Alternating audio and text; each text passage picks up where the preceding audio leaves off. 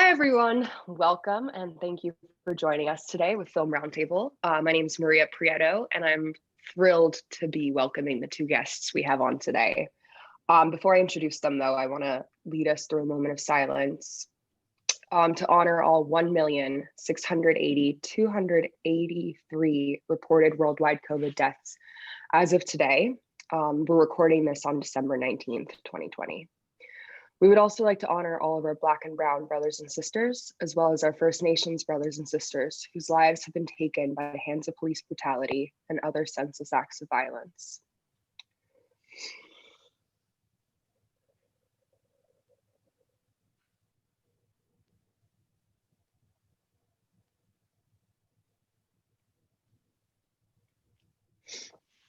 Thank you. Thanks, guys. We've been holding, space for that silence since our first roundtable, and I hear now everyone's back on set, and a lot of my friends working, there's just cases with people on set, and it's tough because we have to work, but we have to do it being very aware, being really safe, taking care of each other, and just living with empathy. So on that note, I want to introduce today's guests. We have actor and director Samantha Scaffidi and cinematographer Maceo Bishop, both joining us from Brooklyn. Welcome! Yay! Hello. Thanks for having me. Of course, yeah. No, I want to welcome you guys warmly to the Film Roundtable family, and I would just want to thank you for taking the time to talk with us today. And I'm going to leave you two to talk one-on-one for the most part. But before I go, I just think it's important for the audience to have a little understanding of your background. How you got started, how, this love affair with this career ended up happening. So Maceo, why don't you walk us through, your early days in your career and how you ultimately ended up, chasing a life as a cinematographer? It's a long story. I'll try to keep it condensed. I didn't know that I wanted to even work in the film business or know it was possible until I met a few people who sort of encouraged me. I think that happens for a lot of us. There's, a mentor or a person who comes along who sort of just gives you a sense that it's possible for you. And I had a teacher in college who did that, another teacher who sort of introduced me to people in the business and helped me get my first job as a researcher for this company called Blackside Incorporated in Boston. They did the Eyes on the Prize series, which is a pretty well-known series on the civil rights movement. And I was a researcher there on a project on Malcolm X and the Great Depression. So that was like my first foray into it. And then there was just a series of, people who I met along the way who, led me to this point where I am now. I guess one of the significant ones would have been the director I was assisting, Earl Sebastian, who basically, through him and his wife at the time, Lee Blake, got me into the business, and I met some of the most important people in my life. For people who are friends of mine to this day, Chris Bottoms, who is now director of photography, and Christy Tully, his wife. We worked together for years and years. There's a whole community of people who I met through Earl. And then just as a result of some really beautiful connections and introductions, I continued working as an assistant cameraman into becoming a Steadicam operator for 14 years. And then finally, in the last 2 years, a cinematographer. Aaron Weil, who is one of the founders of this Film Roundtable, introduced me to Harris Savides when I first started Steadicam operating. And I think that was a pretty important introduction. For one thing, it went well, and Harris and I became friends, and I sort of met the community that he created around him, which is incredible. And there are many people who are, honored to be a part of that community. He's since passed away. But yeah, Aaron introduced me to him, and then I met more people, and till a couple of years ago, after sort of deciding I wasn't going to do Uncut Gems a couple of times, but then being convinced by Darius Kanji to do it, I decided that was going to be my last film that I was going to do as a steady cam operator. And I think there comes a time in these transitions that we make where you do have to sort of make a decision about, which way you're going to go and take that turn and sort of, it's not so much leaving behind, but just making a decision about moving forward. Like in any relationship, I think is probably a good analogy. And by honoring that, that previous relationship and doing what is in your heart, I think it helps everybody sort of understand like that this is a real thing for you, and then they can support that more readily. And that's what happened. And Darius was a big part of that. Your dad, Rodrigo, was a big part of my life as well as a Steadicam operator, just teaching me a lot and being there for me and supporting me in the work that I was doing. Yeah, and so now I'm shooting the next chapter. And as a cinematographer, you're a researcher of light, you're a researcher of looks. So it's just something that's continued. And then as a Steadicam operator, you develop an intuition around actors, which as a cinematographer, you also need to know. So yeah, it just sounds like there's been so many steps you've had to take in order to have the growth to now, be in this path that you're on. Yeah. Sam, what about you? What inspired you? Because you started acting and you were in front of the camera for a big part of your life. And do you still act? I do. It's always like a weird question because I guess it's like you're always an actor, but I say it's something that I would do if the role was right and the right team, but just the focus is purely directing and writing now. I feel like it's like everything in my life just met in this one or these two vocations, or directing as one vocation. But like my story is a long winding road, kind of like Maceo said, it's a longer story, but to condense it, I went to business school and like expedited that process and was like, I'm going to New York. I'm going to take a summer program in acting. And if I don't get an audition, then I'll quit, which was not realistic at the time. But I did the summer program and my dad saw how excited and happy I was. And he was like, all right, obviously something shifted in you. So if you're going to do this, you have to do it properly. So he like supported and motivated me to go to like 2 years of conservatory. I did that. It was like 7 days a week, like full time. So you weren't really able to audition, but I committed fully. And then when I got out, I didn't have a showcase. We didn't have agents. We didn't have any sort of rep at the time. So I started learning how to produce. So within the past, I think, decade prior to directing full time, I was acting, producing. And then I started making side projects. Just kind of was like, not even like I wasn't trying to be a director per se, but I just started finding my own voice and then seeing how that was unraveling. And then, it was this weird thing where I think magic kind of happened. And, my film, one of the films I had made, which is a music video, which is like an even greater story, but ended up getting released. And then it got in the hands of Alden Dalia, who was at Division 7 at the time. And then he had like sent it over to people at Smuggler. And then it got in the hands of Patrick Milling Smith, who is one of the owners of Smuggler. And, and I think Maceo had mentioned before, like you have like kind of people and mentors that come into your life and kind of are like, tell you that it's possible. And I remember sitting with him in one of our meetings and him saying, I know it may be uncomfortable for you to call yourself a but you are. And it's going to take you time.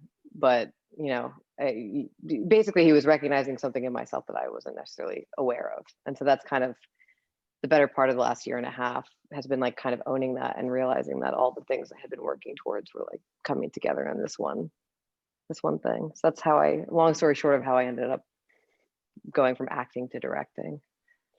It's interesting you say that because I was recently talking to a friend who is also has directed a couple small projects, and she had some hiccups with a crew member and they really did have to have like an intense conversation. And my friend was uncomfortable stating the fact that her vision was hers and she was the director, and she was like, I don't want to call myself the director. I was like, well, like you're not, that's not a lie. Like that's a truth, that's a fact. Yeah. And you have to own it. You have to be comfortable with the role that you're, undertaking. Yeah, So it's weird. It's weird because you don't sometimes know that I mean, yeah, it's important to sometimes you need that support. You Mhm. need someone to say you are, because especially if you never had any intention or it wasn't really on your radar, Mhm. to own that kind of feels, I don't know, it was always difficult for me to own because I didn't go to school for it. Right. I wasn't, and then that there's like some shame and guilt attached to that, that I happened to end up in as a director with the company that and with the support that I have. Mhm. So like I pinch myself, but yeah, you're doing it and you have every right to do it and to have a voice and and have a vision. Mhm. Yeah. Could you guys talk a little bit about the first project that brought you together? And I mean, Sam, I know it was a very personal project for yours, so maybe you can start, Yeah. from how the idea got developed, how Patrick helped you with Smuggler, and Yeah. how Maceo ultimately came on. Yeah. All right. So I'm gonna try to long story short this. So yeah, around end of March, I had my late March. I had my first meeting with Patrick at Smuggler. Sent me to LA. I met Brian like within that week, and then all of a sudden I was back on a flight, and I had this feeling, but also it was discussed that potentially there was interest in seeing how my career panned out and if there was anything that they could potentially develop, which I didn't even know was like really a thing. And that there was you could develop, and that was. But anyway, I ironically had all these scripts, and my really good friend Freddie Stevens, who's a treatment writer, also a writer, director, he spent like 3 days in my apartment and was like, we're gonna fine tune these and we're gonna put them into treatment. And Maceo kept mentioning community, and early on I had Freddie Stevens and my friend Allison Anderson, who I think was on, right? Yeah. Mhm. Allison kind of helped me with visuals, and we put together these treatments for 4 projects that had been written. And so when I went into my second meeting with Patrick, I had presented 4 very personal and important works, and for me at least, and he ended up seeing Wait, which was the hospital film, and it was based off a story that actually happened in my 20s when my friend had called me and asked if I could meet her at the hospital, and she had just been raped. So it was something that I had written. I wasn't quite sure what the story was, what it meant, but that was the one that kind of he selected out of the hat, and which ended up being a blessing. And then, which leads us to, me and him start working, shopping it for about a month and a half. We were trying to get it to a place where, I think in the original story, I was in the hallway with her, and the story, we had discussed, and he even suggested, Patrick, potentially taking me out of it because there's, a lot of women and men who don't really have anyone who go to the hospitals with them. So anyway, long story short is we get it to a place we're really good at, and it gets greenlit. And Smuggler was amazing. They supported it, and they wanted to finance it. And that's where you come in, Maria, because we were looking for cinematographers, and I think like, especially being a newer director, the right place to go is to have a more experienced cinematographer. At least, and I remember sitting in one of the offices at Smuggler, and you had mentioned Maceo. And I remember we're like, Maceo Bishop, and Allison, my producer, was there, and she like was like, yes, 100%. Let's bring him in. And then so you were the matchmaker on that. And then I remember very vividly Maceo coming to have a meeting with me. We're on the rooftop at Smuggler, and it was like 3 hours of just us talking about story, which like right then I was like, this is it. This is exactly who I want to collaborate on this with, and then the rest is history. But It was a really natural, yeah, that was a really natural conversation, a really creative conversation, I think, that for both of us. And I didn't know what I was stepping into exactly, but once we once we started, I mean, I knew the general sort of concept, but you talk about like, you know, an experienced DP. I mean, at the time, I think, I had been been doing it for maybe a year, as as a DP, so I don't know if I was the most experienced DP, but I have some experience. You So have yeah, so that much experience. What are conversation, you talking about? yeah, that conversation was, I've had like some conversations, but I mean, it's always nice when you like get in a room and it's easy to talk to a person, and it's easy to talk, and you find yourself like, you know, sort of like hitting on all the creative sort of markers that you hope to hit when you're working with somebody as a director. For me, as a as a DP working with the director, I'm sure vice versa with all of the departments that you work with. Mhm. And yeah, we seem to do that. Yeah, really, Yeah. really. Well, I guess it like goes back to, and we've talked about this, is like, what are you looking for in like a working relationship with someone that you're, going to go to battle with on this story and or this film. And I think since I've made films prior to that, I was always desirous of a relationship where someone else was just as passionate about story as I was. Like eventually we'd get to the technical aspects of filmmaking, but I remember sitting on that rooftop and we riffed, and it wasn't like we weren't like, okay, now we're going to talk about shot design. It was like we were talking about moment to moment, like the experience of what that would be for an individual. And then out of that came like, what if the camera was here? And then the next moment I was like, well, if it's there and then it cuts to this, wait, that's, and all of a sudden story was getting more specific. Mhm. And I mean, for me, I have, I had never experienced that in that way. So I was kind of like, So like even, quote unquote experience as a cinematographer, even if you had just like officially transitioned, I think your experience as a storyteller was the thing that kind of like made me just like stop at my tracks. And then I think for me, it was what ended up being the most fulfilling collaboration at that time, and then even beyond that time. But Yeah, yeah, that was a good start. it was a good start. Yeah. we're, we're 7 in. We're still doing it, so it's not terrible. I know, that's a crazy thing. Seven, right? Yeah, I think we're on our 7th project. We had talked. This is not the first time that we're speaking to each other. We speak often, sometimes every day for periods of time. Yeah. One of the things, I might as well just like start us down that little path that we had started talking about yesterday. But like one of the things I'm curious about for you is, and I imagine other people would be curious about, is like what it was like to transition from being an actor, and you're still an actor, but like to be an actor and to be stepping into this role as a director. What were some of the things that were like challenging for you about that, and or maybe are still challenging, and what, Yeah. I guess then what you would sort of advise, because I imagine there are a lot of actors now these days who are also like, well, yeah, that can be me. I'm going to write the stories that I want to tell, and not just wait for somebody else to be the one to Yeah. answer. I'm glad we've talked about this before, because I've had time to think about like a condensed answer, but also just an answer. I think the most challenging thing, if I was to name it, was off the bat, I felt confident with story. I felt confident with actors. I felt confident with, how do I get a performance out of an actor? The emotion, what are we striving for? How do we, like, all aspects of story and acting, I was like, okay, I can do that in my sleep, because I had 10 to 12 years of preparation, reading the best plays, from the best playwrights, to watching movies my whole entire life, to even just performing in a scene. So I think what I wasn't really aware of, but I always had the thoughts, was how does one even put a shot list together? Mm. How does one even shoot in order to, have an edit? Because I think those are those technical things that, I would see things in my head, but I didn't know if we went out and executed if it would translate. Mm.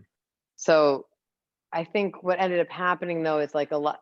What I think naturally happened was, in the first few films I did, they ended up being very highly technical. Like it was weird. I was like into oneers, but I didn't even know what oneers were, Mm. because like I knew what they were because I saw them in films, but I wasn't like someone who was like trying to understand the technical aspects of filmmaking. But I was just naturally, when I would be looking over a script, like one of the first films I shot was like a one shot through a doorway that had vertigo effect on it. And then the second one was like a fake oneer, which looking back now, understanding how to execute that, I think I was crazy for even wanting to approach it that way. But it was just, I Are you realized with talking the about tea with milk? I mean, the tea, milk, and honey. Tea, milk, and honey, yeah. Yeah. No, that is so, like, I look at that and I'm like, that was so crazy as like a third film to potentially try to execute. In like, we did it overnight and within 12 and a half hours, which we went over a bit, but I was able to execute it because of the team that I had, the professionals that I had. But if I look back, when that worked out, I was like, okay, you have to start having confidence. So the biggest fear in the transition that was hard was like, can I do this thing technically? Is it going to translate? And then with the success of that, I think that I kind of was like, all right, I mean, I understand how craft works. It's like, it's a journey. It's over time. You never stop learning. So, I have the mindset, like, I'm going to fail. I'm going to try things out. It's not going to work out. So that aspect of any craft, I'm like, I can accept. But I think the biggest fear was the technical thing. Well, that was a home run. Like, that's so, like, I mean, that's why, I mean, that's also like, I want to say, like, I saw that because I didn't know who you were, and I saw that and I was like, I kind of was like, oh, I might be out of my depth with this one. Like, because it was so good. I was like, I don't know if I'm gonna be able to do, like, I hope she doesn't want to try to do that film for weight, because it looked so like Yeah. technically challenging. It I mean, was, but it's funny. I tried to keep doing oneers because oddly enough, I thought oneers were easier for my mind to understand because I was like, what's an edit and when do you cut? And then that starts to dissipate. I think you But said yeah, that early on. but no, please, are you kidding me? I'm gonna throw this question back at you, and then I'm gonna say something about. Well, I'll say now the gift that you gave me, and then I'll throw it back at you. The gift that you gave me was knowing your pedigree and knowing where you came from, who you worked with, the films and seeing your work, you're like, especially as a new director, you're like, am I worthy of that? And I think like ultimately it was a beautiful collaboration, but what the gift that you gave me is anyone with that experience could have came on to Wait, which is the first film we made, could have came in, and I said this to you and Danny, because Danny McCabe was our gaffer, also amazing writer director. Like, you guys with your pedigree coming into this film with this unknown director, new, like, I wasn't even full-time directing at that time, still acting, and you trusted me. You weren't like, okay, I'm gonna come in and like tell her how this needs to go, which is definitely something that happens. So I think, and especially when my confidence was still building a little bit, I wasn't fully, where I needed to be in confidence wise. And that was like the greatest gift. And I've told you that you could have given me, was that trust and like that partnership, as opposed to trying to, be like, all right, let me tell her how this is gonna go. And yeah, that made all the difference, especially for me, and then with that confidence going forward. So thank you. I mean, I think that's, I think that's where the most, and I imagine you would agree, like, that's where the most interesting sort of creative, connections and collaborations come from, is like when there's healthy trust there and communication. I mean, we started off that way with, like, our conversation on the roof, and then, continued it through that project. And I think that project, showed. I think it shows in the, Yeah, I'm proud of that. I'm proud of that piece. I'm proud of Wait. I'm very proud of that. That was another awesome kind of film to look back on and feel really, yeah, how that evolved. But now your turn. How was your transition, and was it, I mean, I've asked you this before, but was it overnight? Was it something that like it took time to really like make that decisive decision, how you had said earlier, or was it difficult? Was it, Yeah, I think all of those things. It took time. It was difficult, um, uncomfortable, but in all the ways that it's supposed to be. Yeah, I think that sometimes, I mean, I think people get held up in making transitions in their lives because of the discomfort, and I think the more that we like embrace that's the reality of any change, and everything is change. it makes it a little bit easier if you can kind of like accept the fact that you are going to be uncomfortable for a period of time after you make this move, but you know it's the right move for you, then it just makes it a little bit easier. I can't say that I've always done that. You know, I feel like that's like my hindsight, and I'm like, yeah, that's how I'm gonna do it next time. But probably it's probably gonna be difficult. I'm probably gonna procrastinate, you know, Yep. whatever it is, you know, again. But no, I mean, I've gone through like a couple of different sort of incarnations of my career in this business, being an assistant to a director, to a loader, second AC, first AC, you know, Steadicam operator, and now DP. And I've been many things in between in my life too, like, you know, a husband and a father, and, you know, gone through transitions with that as well. So there, you know, it seems to keep on, like they keep on coming, and I keep on making them. So that's good. But they have Yeah. taken time. And I think that like having gone through a few, that's what I'm sort of talking about in when I say like I know they're going to be uncomfortable. Mm, This one has been, I'd say this one has been like the least difficult, mm, because I just sort of like, yeah, I knew, and I had a lot of support. I have a lot of people who have given me like opportunities and chances to like see if I could do it. And mm. I'm trying to not disappoint each and every time, you know, Don't. Never. and not to get Well, fired or whatever it I is. did you for cinematography specifically, because you obviously and I understand the rebirth of like it's like you do one thing, all of a sudden it's like, oh, now we're doing something different. Was it always something that like was something you knew you always wanted to do cinematography, or was that something that started happening only a couple months or a year or two prior? You know, when you started to think about it, or was it something you always wanted to do? It was not something like I always wanted to do, and to this day I'm still trying to like define it for myself, you know what I mean? It's Mm, still, I mean, I know there's a definition of it, and we're, you know, what we do together is that's the job that I'm doing. But you know, I try to pull in like as much as I can of myself in it as well, and so that's where I think like our communication, you know, style with each other, and the style that I have try to have with other directors that I work with, like this open creative communication is not always necessarily what I've understood the job to be. I'm hoping I'm bringing something a little bit more of myself to it.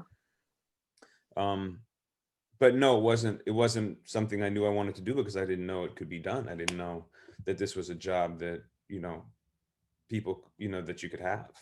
Um, and, you know, sort of like, and even when I was like an AC and a Steadicam operator, and I was looking at the DPs, there's a bit of a mystery, you know. Yeah. I mean, I knew what I was doing, and I knew how, you know, I could contribute, you know, and I think I made an effort to, you know, contribute as much as I possibly could, but I didn't 100% understand like um, how to make the jump to where they were, and how the Yeah. relationships changed and the dynamics changed, until I started doing it, you know. And then, yeah, and some things are like, wow, that's a lot, and some things are like, okay, it's a bit easier than I thought, you know. That's like right. It's an individual thing, right? Because it's like Yeah, some people there's like I mean there's like traditional ways, you know, and there's like the going to school for it and coming out and there's like I don't know there's could be a very methodical way and then sometimes it just happens where you fall into it and then but you came up I think we've talked about this like a I guess traditional way which is very different than I think how it is today because it feels like there's a lot of things you can and not in a negative way but maybe in a positive way where you can kind of bypass a lot of yeah, things to get to where yeah. yeah, we were talking a little bit about that. I think, you know, and I think that the way that I came up was just the way that it was at the time. And it wasn't even like I was intentionally like climbing, you know, like the ladder or whatever. It's just, you know, it just sort of lays out and looks like that. Yeah. But yeah, today it's really different. And I think that I don't think there's anything wrong with like, you know, going right to the thing that you are excited about, or Mm, especially for like, you know, creatives today, like you can be an actor and be a director and be a writer, and all of that is okay. And I love that. Like I love that yeah. there's that openness. And I think that, you know, it's not like you're gonna miss out on your challenges, along the Yeah, way. no, You're gonna get all your lessons, you're gonna get all your bumps no matter what, yeah, Um, so it's good. So yeah. was that, so with your experience, I know you had, like, you sort of described it, I think, a little bit as like a little imposter syndrome, or like, how did I just like, you know, which we Yeah, all experience. Like I experience it every time I walk on a set. I'm like, oh, I'm supposed to be the DP now, so yeah. better act like it. Yeah, I know, right? Was that Fucking something that perform. you, yeah, was there like a first time on set as a director that you remember and you were like, I am that? Not like where you believed it yourself, but like you were like, I'm here showing up as the director today. It was probably your first film. I don't know if I'm like too conscious about it. I think when I did Tea Milk and Honey, well, not even prior to that. It's hard to like take a label. Like I think we've talked about this, and there's like this guilt and shame that I have, and I think owning the title, because I think I didn't go to school for it, and I didn't. It wasn't something that I necessarily thought knew that I wanted, that I thought was possible. So I understand like the difficulty to get where I am on the platform that I am. A lot of people work really hard and sometimes never get that opportunity to go to school. So there's like that thing that I'm very aware of. But then I also, and we've talked about this, it's like, but that doesn't take away from the amount of work that I've put in over the last decade, and the amount of money that I've spent on my own career just wanting to tell stories. And I think for me, it's like, I don't even know if I identify as I identify as a director because I'm on set and I'm a director. They go, where's the director? And they go, here she is, Sam. But like, I more identify as a storyteller. And sometimes like it's going to call for me to be the director. Sometimes it's going to be something that I'm really passionate about, where I'm a producer, or maybe I'm acting in something. But yeah, there is like and now I think now I can own it. Now I can say, I am a director, I am a writer, I am those things without shame and guilt. But I think for a long time it was like, there was that awareness and that guilt that kind of was kind of attached to it. But then like, yeah. Yeah, I only bring it up because I think it's something that's probably relatable for a lot of people who might be listening, like that, once you're making a transition, that there is that feeling that everybody has. And sometimes it's nice to know that you're not the only one, having it.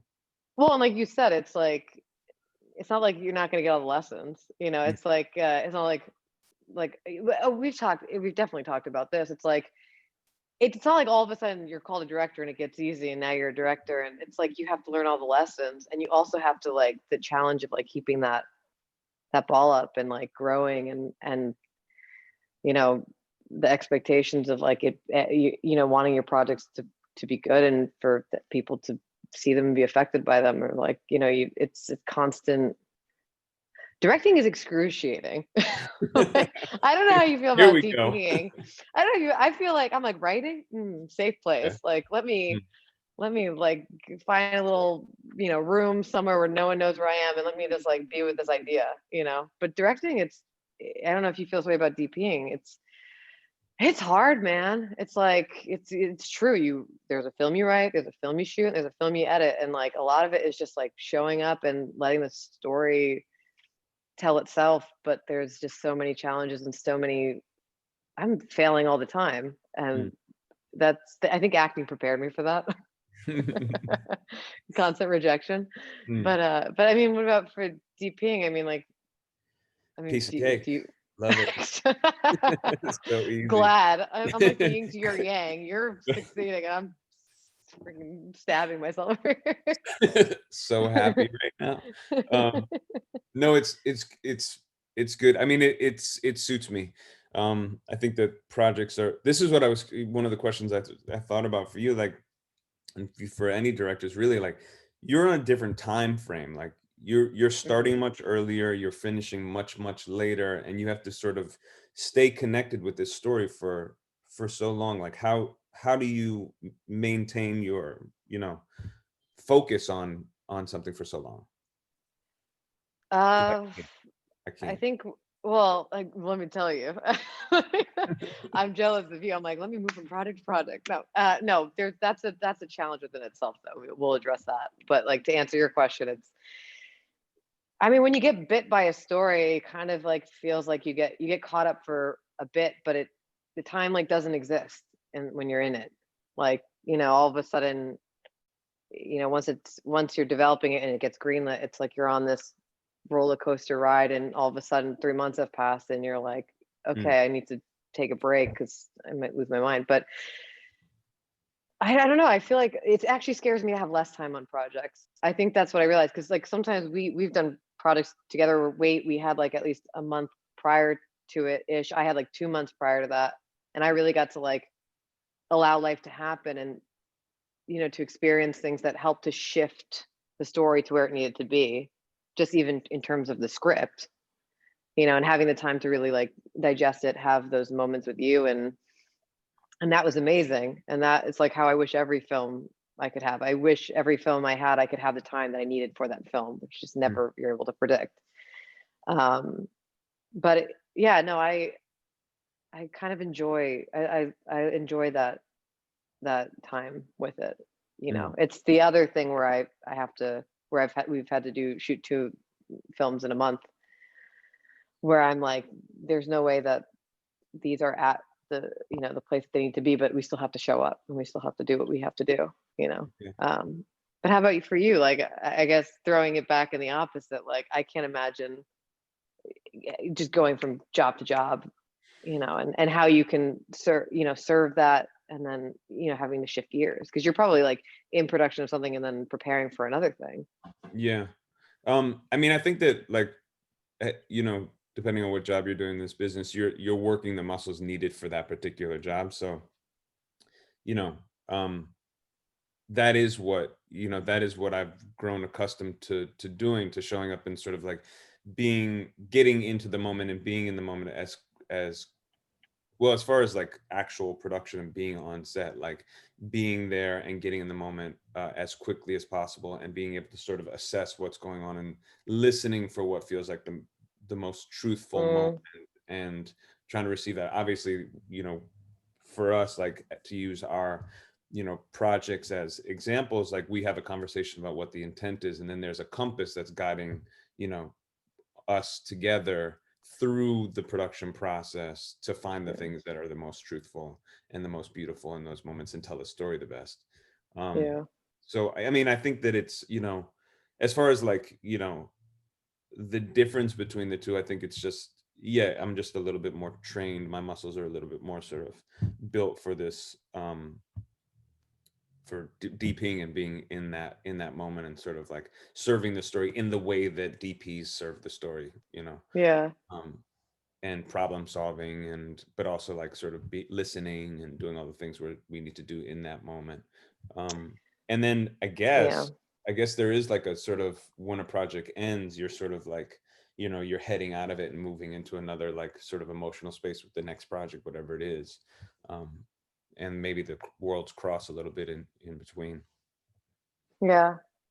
I feel like that naturally goes to something else that we should discuss, which is like our working relationship, which to me is something that I cherish, because I feel like every time we approach a project, I learn something from you and we grow together in a lot of ways. Like, and going back to what you're saying about like being present, and showing up, like sometimes, like when we shot 2 music videos, I think, during during the safer part of the pandemic, and we were talking about like me being more comfortable with more time, and having more time to be specific and having more time to plan things out, and you kind of like having to go from job to job and flex that muscle but show up and listen.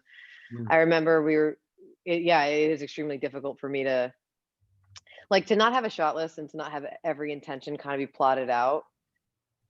Terrifies me, like to not know what an edit is going to look like. That being said, like I still show up, allow the story to dictate itself, like that thing that I heard at the DGA. A director said, like, if you start out with the script you wrote, you weren't listening. So like with that in mind, like I understand that, but I think on these music videos with you, I remember I was nervous, going into it, and I was like, there's no script, like, and that happens a lot with some artists want to do like that avant-garde stuff, kind of see what unfolds and see what, what happens. And I felt like in any other circumstance, I probably would have lost my mind a little bit, but I knew like you were going in it with me, and you were like, we're gonna show up and we're gonna be there and we're gonna like let, I don't, do you remember that? I think we had a Yeah, of discussion course. where I Yeah. was like, ah. Yeah. Well, there, I mean, I think we're like, I think maybe I could say this about like anybody who's working in this business who's interested in stories, like we're like we're like trying to tune into like what something, whatever the truth is of a particular moment is for us.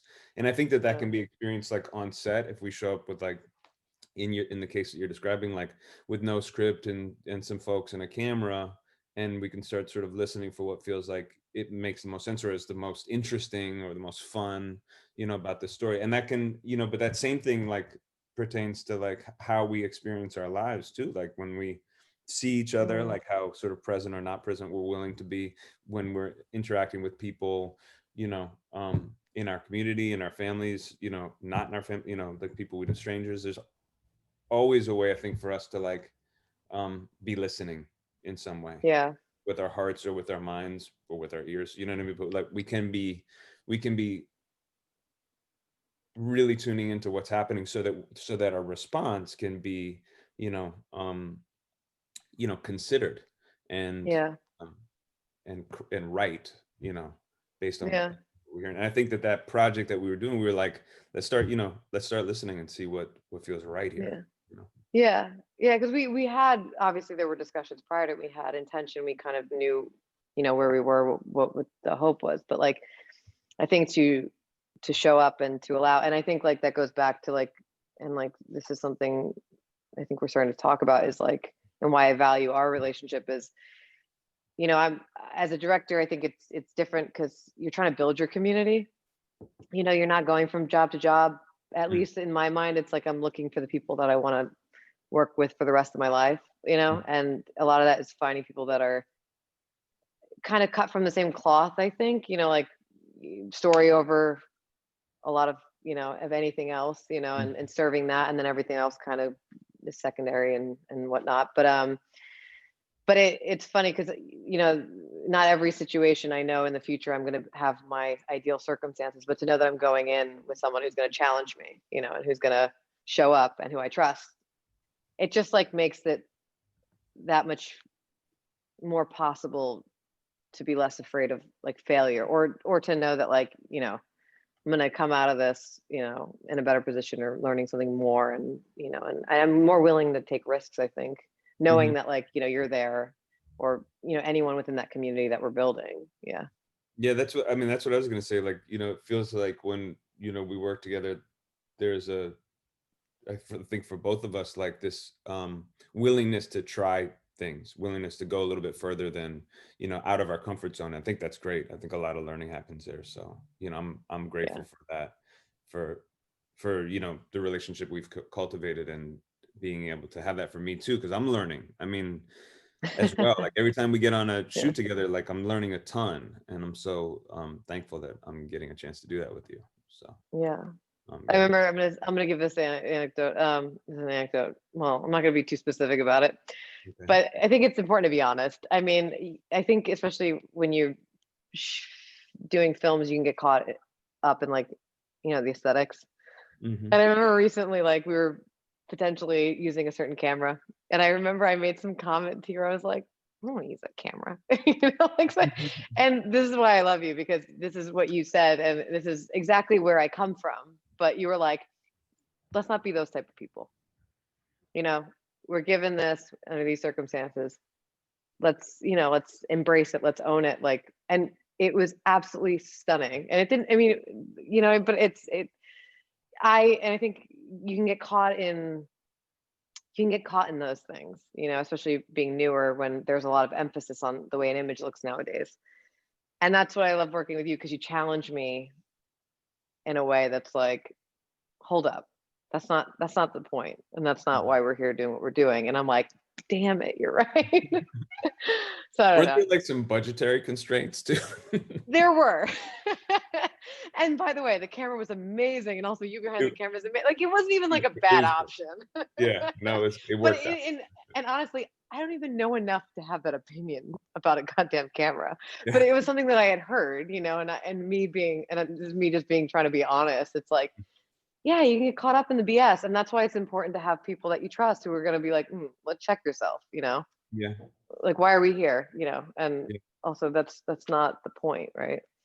Yeah, or let's find what like really needs our attention Hmm. more, the most in this, Yeah. and it's something in the story, and it's probably not, necessarily the technical things. I mean, sometimes it is, but I yeah, mean, no, it's all important, right? But those yeah, are not the first priorities, and they never were in my mind. But like I said, you can get caught up, yeah, you're right. It's like a pitfall. It's like easy to like sort of fall into that pitfall and start focusing on that. Hi, Maria.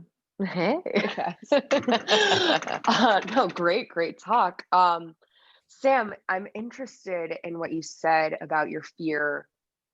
Well, how you just kind of embraced oneers when you first started because you were kind of scared of editing. You were like, I just rather have one take. That makes sense to me. Yeah. But obviously, Ugh. you've now done several projects that weren't oneers. So I'm curious how, you kind of overcame that. And then if you Mhm. talk a little bit about your relationship with your editor. Yeah, so I have no idea why I thought a oneer was less challenging than an edit. But for some reason, in my mind, I was like, if the camera never has to break, like this is because I also I do believe like when you do cut, it should be specific. I mean, I think I like thrusting the viewer into the experience. And once you cut, it does kind of like there's a moment where you get pulled out. But I don't know. I just like it was, I think, that fear, like I described, of like just not knowing how to shoot for an edit. Like I've never done it before. And a lot of it is just like doing it and then realizing, okay, like it's not as challenging as I made it seem, or at least there's ways to protect yourself. You have a cinematographer who knows how to make sure that he gets you the shots that you need if you're not fully, aware, which has definitely come up before. But yeah, I don't know. It's just a weird thought that I had that was like oneers. Like I could configure a room, and this maybe the way my mind works, but like I could figure a camera moving in a scene with actors easier than I could think about like having to cut at certain points to get coverage. Mm-hmm. Even to this day, I don't even know what coverage is. Like it's still extremely challenging. I got you. Yeah, I know. That's why I love Maceo, because I'm like, what? Why would you get coverage? Like everything in my mind is like so specific and technical. But anyway, speaking of editor, my really good friend Stefania, I used to call her and be like, we're not doing a oneer.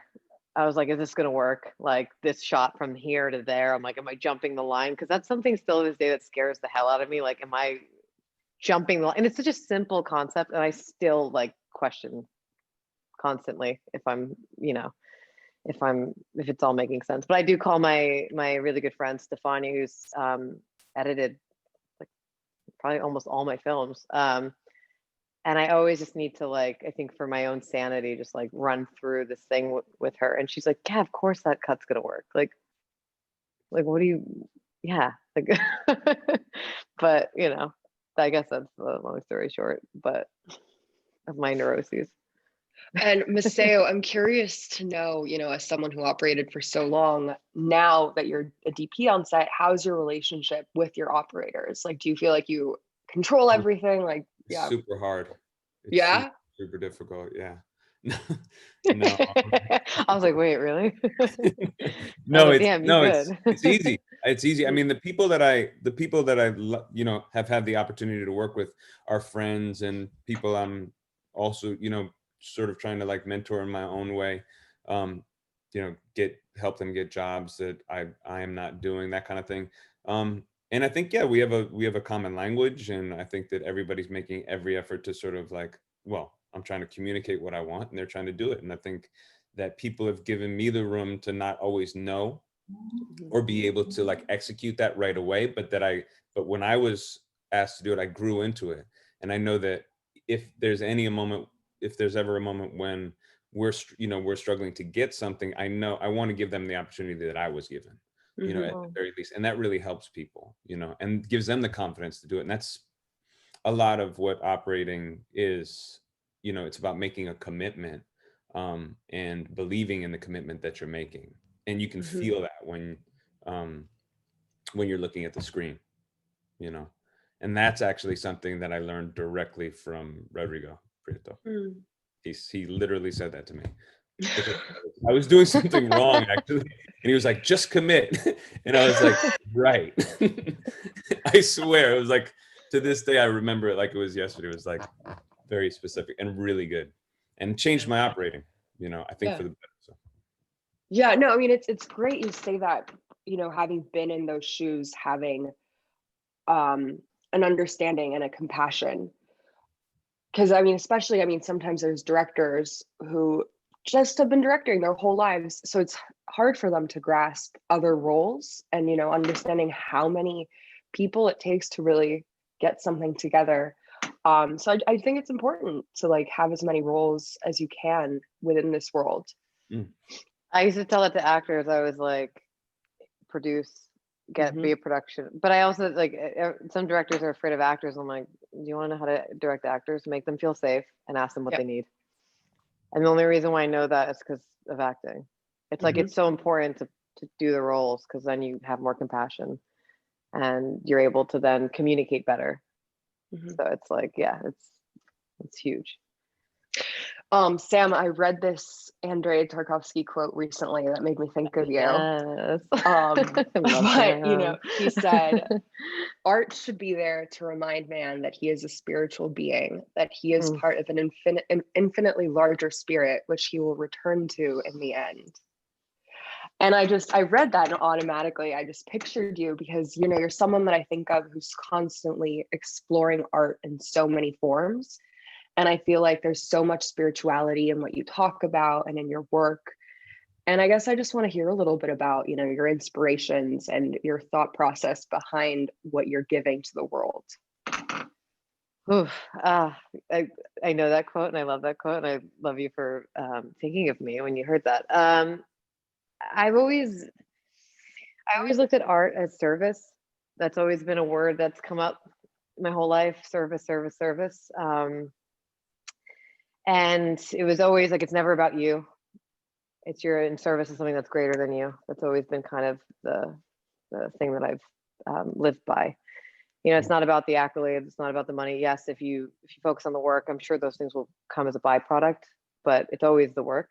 And so like, some of my favorite filmmakers are just trying to understand existence, and trying to understand the human spirit and, why we're here. And, Tarkovsky's one of them. Cassavetes was, a huge one. As an actress, there's an actress called Eleonora Duse, who's a famous Italian stage actress who not many people know, but influenced like all of Stanislavski's system and Chekhov and like a lot of these other amazing artists there in their own right had seen her perform. And she used to always say like, it's not about me. Get rid of the ego. It's about the work. It's about the work. It's about the work. And I like to believe like, I mean, maybe I'm making films out of some part of my ego that's like, for me, but I mean, and I think a lot of it is like working through your life and trying to understand life better and your own thoughts. Yes, for sure, especially writing. But I don't know, like with Wait, it's like you realize like with that specific film, there's going to be people who watch that film who are struggling at some point in their life, because of something that they had been through, and they don't have the tools for whatever reason, because they haven't been provided by the government or whatever, to understand what had happened to them. And, we as artists have this ability that through work, there's purpose and people can hopefully walk away understanding something a little bit about themselves, and maybe making it a little bit more digestible, how difficult life could be. So I don't know. I think that's my spirituality is like kind of trying to figure out these questions that I myself am trying to figure out as a human, but then hoping that through the work, I'm able to connect to other people as well so that I can maybe help them answer those questions. Was that an answer? No, absolutely. Yeah, no, I think that is one of my favorite things about cinema in general and films, and just feeling connected and feeling, less lonely when you watch a film. And it's an experience that maybe you haven't gone through, but you can feel it. And and then I mean, that's what's so wonderful about going to like the actual cinema and being in a room with 100 people who are all feeling it together. There's just a euphoria that goes into that. Yeah, it's So- like yeah, it's like those two things. It's like you go and you may feel seen when you see something, or you go and you're able to understand someone else's experience where maybe you would never be exposed to, and now you have more compassion and empathy.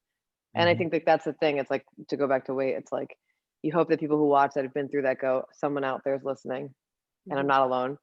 And then someone else will go to it and be like, I didn't understand why someone would do the things that they're doing after they experience that thing, but now I think I get a little bit of it. And then and that's powerful. But you mentioned again your third film was a oneer, and it's kind of interesting because it sounds like you weren't scared of it because you didn't, for you it was like oneers make sense, whereas like more experienced directors are like, oh god, I'm not going to touch a oneer. But I love that you just weren't fearful of it at all, and you took that risk. And Maceo, I'm interested to know, as a cinematographer, if you ever consciously go into a project with like knowing that there's going to be a risk, or like you place some challenge that you want to overcome, or if they just come up and then you have to overcome them. Yeah, I mean, I think the challenges come up on their own. I mean, I think most projects are sort of riddled with like the problems that we need to figure out and solve together. In and Yeah, so I think that that's one of the fun things about doing this job. It's like there's a lot of problem solving, a lot of creativity. There's a lot of creativity in finding ways of solving the problems that we encounter.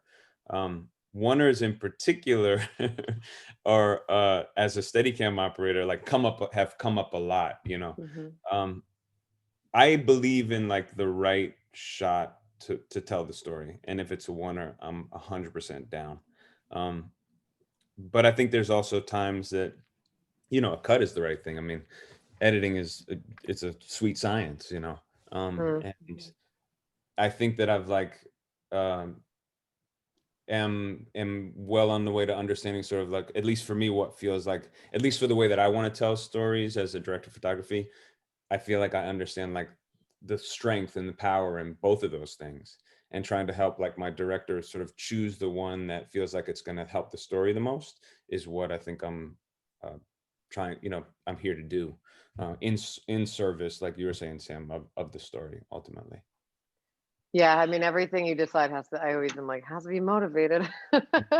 Like there has to be a motivation to the oneer, not just the cool shot or but definitely motivated. That's going to serve the story always.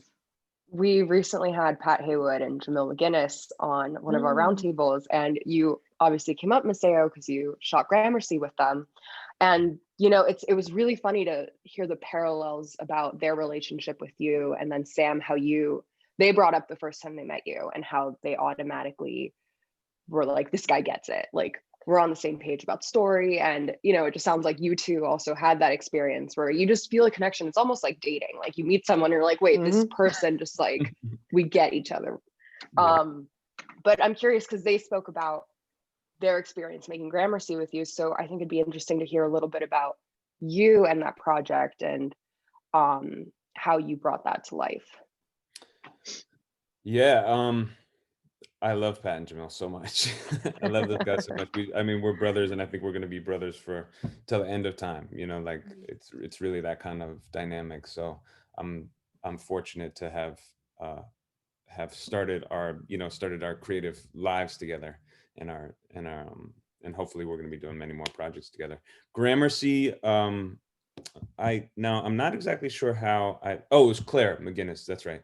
Claire introduced me to Pat and Jamil, and we had a coffee. I think it was this one time we met and we had a coffee in Bed-Stuy, and started talking about the project. It was really interesting to me, and I think we just, because of the sort of ease, the ease of our conversation, and the fact that we were sharing creative ideas and sort of on the same page with all of it, we were able to sort of dive right in and look for the truth in that story. I think they talked about this incident that happened on the project on day one, if I'm not mistaken, which was our main actor got into a car accident, just Ugh. pulling out of it was his grandfather's driveway, and he got hit and the car got totaled. He was fine, but this car was like a major part of our story.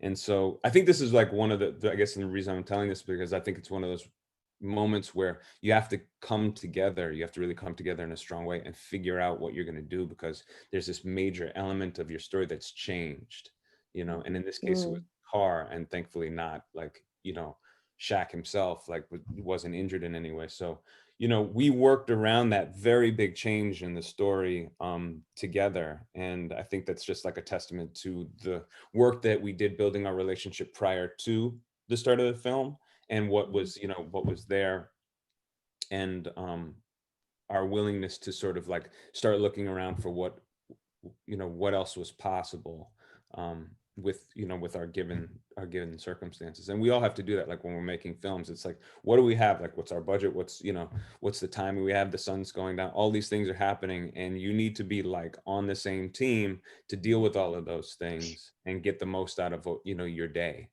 And these days are precious. Like all of our days are precious. You know what I mean? And so, you know, to maximize like what we want to do artistically in the time that we have with the resources that we have is super important.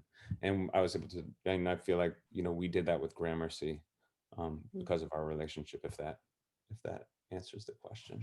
Yeah. At what point did you guys, was it always going to be in black and white, or was that something that you guys ended up you know, deciding while you were shooting? It was shot in color. And, you know, and Pat and Jamal, I think after watching that story, I mean, there were two different distinct, you know, psychological spaces that Shaq was existing in. And I think that it was, and I think as a tool for, you know, for visualizing one of his psychological sort of like spaces that he existed in, Pat and Jamil chose black and white, and I think it really strengthens the story. It wasn't like we didn't know that until after, you know, production ended, though, or I didn't know that until after production ended. So it's really interesting to watch it. I've seen it both ways, and it's been really interesting to like also watch their creative process, and, you know, and see it develop, you know, into the film that Gramercy is, which I'm really proud of. Yeah. Yeah, I remember seeing an early cut in color, and then when I finally saw, you know, the film that was released, there's just such a gravitas that gets added with the black and white. You suddenly are in Shaq's mental state. And I mean, that just goes to show how filmmaking, you have so many options, so many creative choices where you can help the audience really dive into the narrative and into what your characters are going through. Sam, I'm curious, what are you working on right now?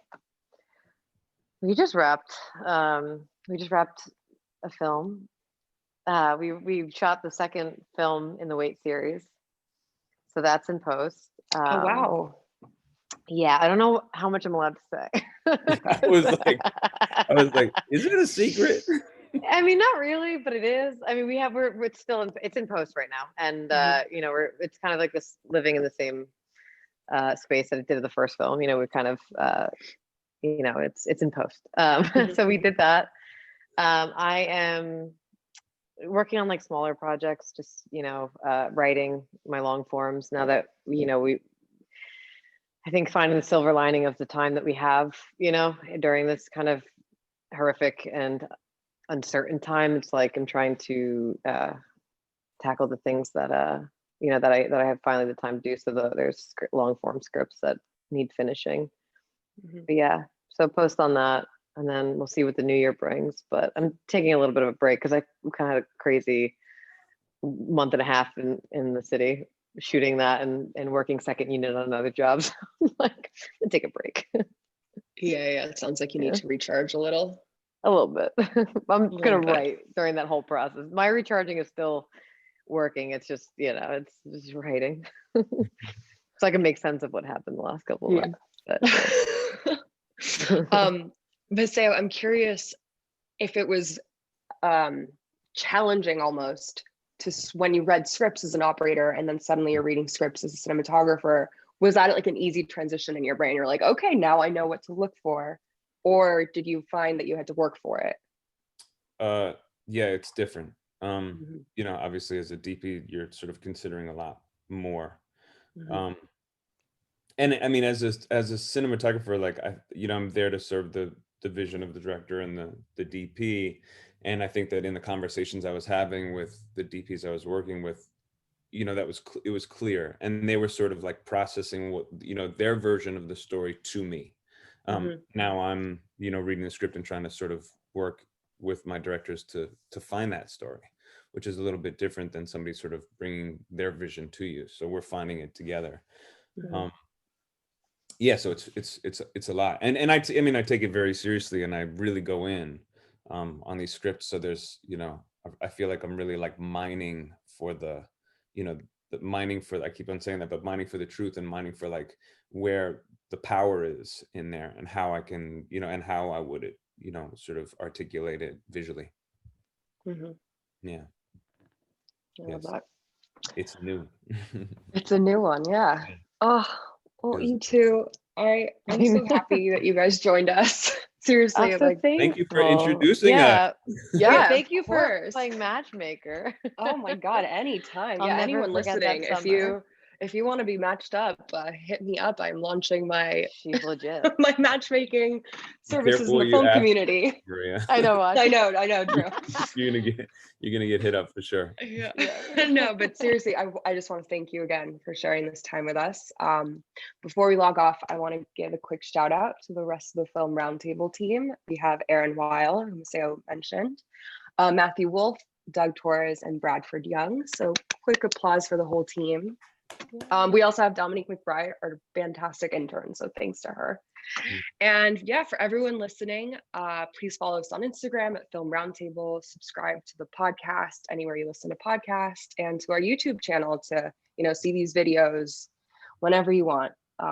So thanks, guys. We'll talk to you soon. Thank you. Thank you, Maria. Bye. Thanks.